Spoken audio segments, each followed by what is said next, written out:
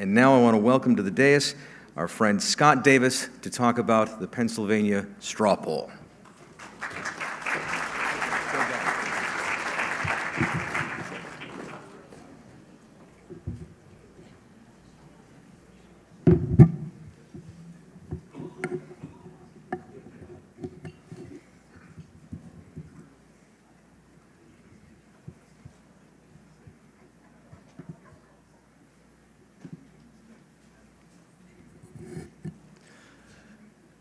Hello. It's the end of the weekend. Come on. We all should be awake by now.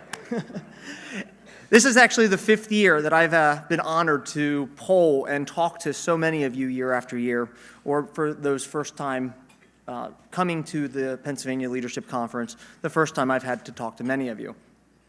But the straw poll has been an amazing journey. So definitely thank each of you. Thank you all for that. Over those 5 years, I've been able to collect 1,353 ballots. So it's a great sample size. But let's get straight to the results. Oh, there we go. This year, 323 ballots were collected from Friday morning through 9:30 this morning. Each attendee on the back of your name badge was provided with a straw poll ID. This year, setting a new record, we've had 42 counties of Pennsylvania in presence. The previous record was 40, so 2 additional counties to that. 6 states were represented this weekend: Pennsylvania, Maryland, Delaware, New York, Ohio, and Virginia. Now, typically I go into some Pennsylvania questions, but I felt this was too good to throw later on. Every year you have to have a, overall feeling on how the president's doing, and typically we know the answer in this room already. But generally speaking, do you approve or disapprove of the job Barack Obama is doing?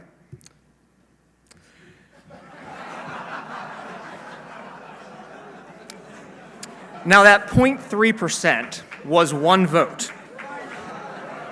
1 vote. Last year there was 2. So someone was able to locate one of the 2. All right. The registration types: 182 individual registrations, 116 sponsor exhibit, 9 students participated in the straw poll this weekend. The age breakdown: 50% between the ages of 41 and 64, 18% 65 and over, 26 to 40, 16%, 18 to 25, only 14%. We really have to help focus this conference and tell our younger friends, tell Twitter, social media, try to attract some of these younger people that probably are most likely working on Friday, but let's see if we can get more people here next year at a younger age. In 2014, 62% of the audience was male, 38% women. In 2015, we've actually gone up 66% male, 34% female. The top 5 counties that are represented this weekend: Cumberland County, Dauphin, Chester, Delaware, and York. And I want to give honorable mentions to Allegheny, Northampton, and Bucks counties. You've had over 10 people take the poll here, so I threw you an honorable mention. How would you classify your political ideology? Fiscal conservative, I think that's pretty much this conference. 127 last year, 171 this year. Social conservative, 109.91. Traditionalist, 74 last year, 72 this year. Last year we had 2 liberals, so I assume those were the 2 Barack Obamas. This year we had no liberals. Yes. How many times have you attended the Pennsylvania Leadership Conference? 38%, this is your first time. Welcome. 53%, this is your 2nd to 5th time. And 9%, 6 or more. The Commonwealth results. Generally speaking, do you approve or disapprove with the direction Pennsylvania is going? In 2014, we had a Republican governor, and for the most part, we were kind of 50-50, but it was 53% with a disapproval rating. Now, 2015, a short few months that we've had a Democratic governor,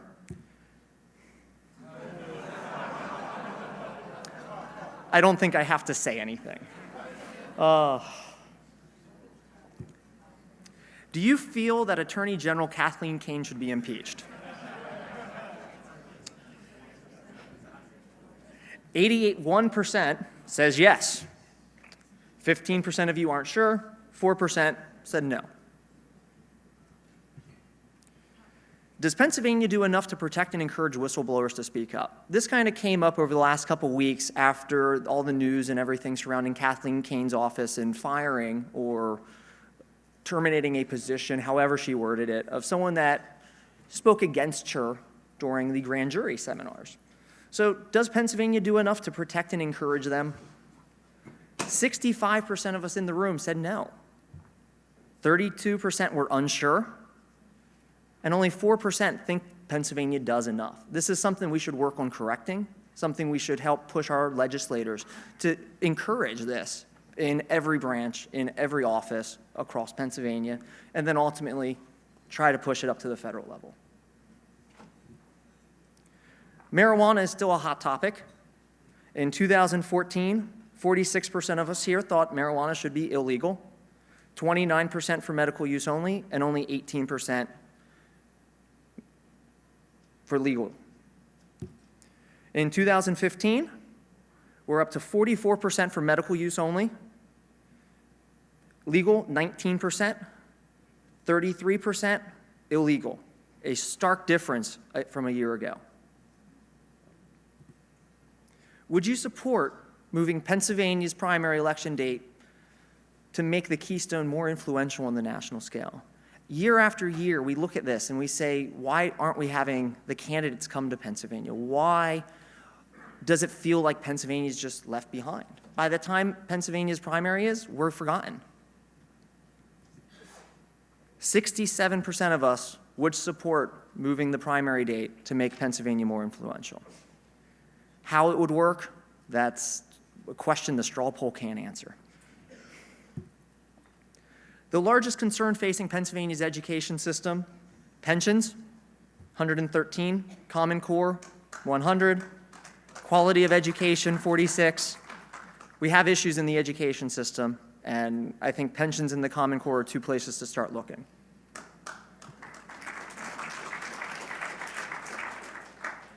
In your opinion, which current issue is most critical for the Pennsylvania legislators to address in 2015? It echoes the last question. We have to solve the pensions crisis. You have to solve it for my generation, we have to solve it for my daughter's generation, and one day her daughter's generation. Let's solve it, let's stop pushing it down the street, and let it, for next term, let's take care of this. Some of the write-ins for those issues: abortion control, labor reform, passing a good budget, right to work, mandates and regulation, and property tax elimination. The federal results. In your opinion, what is the most important issue facing the United States in 2015? Government spending from last year to this year ranks number 1. The size of government, right there, number 2. If you cut the size of government, you're going to decrease the government spending. Some of the write-ins, all of the above was my favorite one, and there were 3 of those. Energy policy, unfunded mandates, and religious freedom. Generally speaking, do you approve or disapprove of the job Republicans in Congress are doing? 56% of us disapprove. We have a Republican House, a Republican Senate. Let's get something done. Now, the one everyone's looking for, the second choice for a Republican nominee for president. I tricked you there. Ted Cruz was the second choice, 61. Scott Walker, 55. Marco Rubio, 48. Rick Santorum, 31. The early favorite, the top 5. Ben Carson, Rand Paul, Rick Santorum, Ted Cruz, Scott Walker.